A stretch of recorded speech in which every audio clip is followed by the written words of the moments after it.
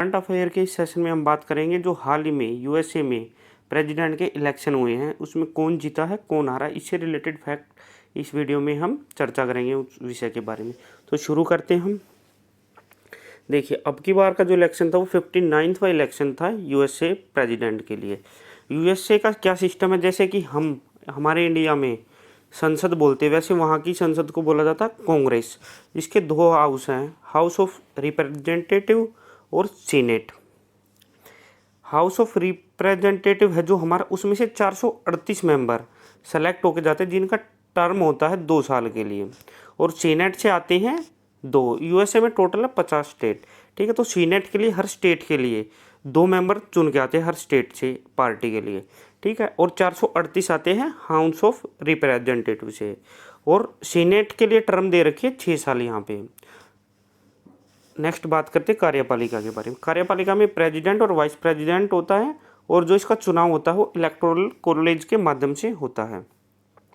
जो यूएसए के प्रेसिडेंट का इलेक्शन होता है वो टाइम पीरियड होता है जो इलेक्शन के लिए वो 4 साल के लिए होता है। कोई भी चुन के आता है वो 4 साल तक रहता है, 4 साल के बाद चुनाव होता है। जैसे भारत में बात करते हैं तो हम कोई भी राष्ट्रपति की बात करें या हमारे प्रधानमंत्री की बात करें, हमारा प्रधानमंत्री और उनका राष्ट्रपति बराबर होता है, तो वहाँ पर 4 साल है और हमारे यहाँ 5 साल है।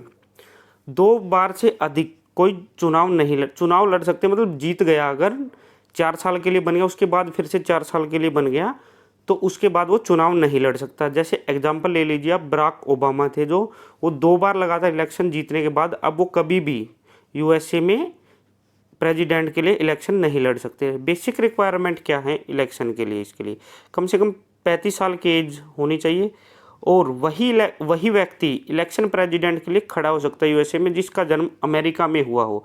कोई बाहर से आकर अगर अमेरिका में बस गया है तो वो वहाँ के प्रेसिडेंट का इलेक्शन नहीं लड़ सकता।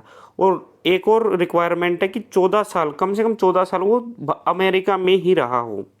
नेक्स्ट बात करते हैं, पहले जो प्रेसिडेंट थे अमेरिका के वो थे जॉर्ज वॉशिंगटन, और जो यूएस कॉन्स्टिट्यूशन है, जो यूएस का संविधान है, वो सबसे पहला लिखित संविधान था। अब बात करते हैं, अब की बार के जो विनर हैं जो बाइडेन है, जो कि डेमोक्रेटिक पार्टी से हैं।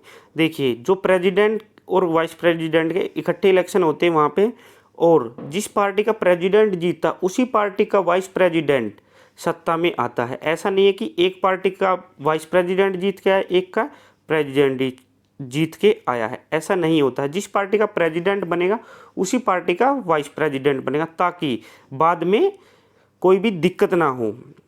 अब की बार जो वाइस प्रेसिडेंट है वो बनी है कमला हैरिस, वो भारतीय ओरिजिन की हैं, पहली फीमेल वाइस प्रेसिडेंट बनी हो अमेरिका की।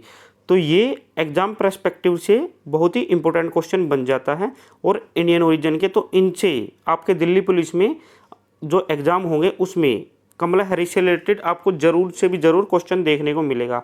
अब की बार जो बाइडेन थे वो 46वें राष्ट्रपति बने हैं यूएसए के।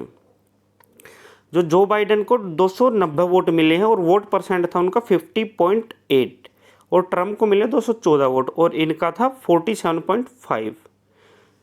हमारी टेलीग्राम आईडी है focus on study for you.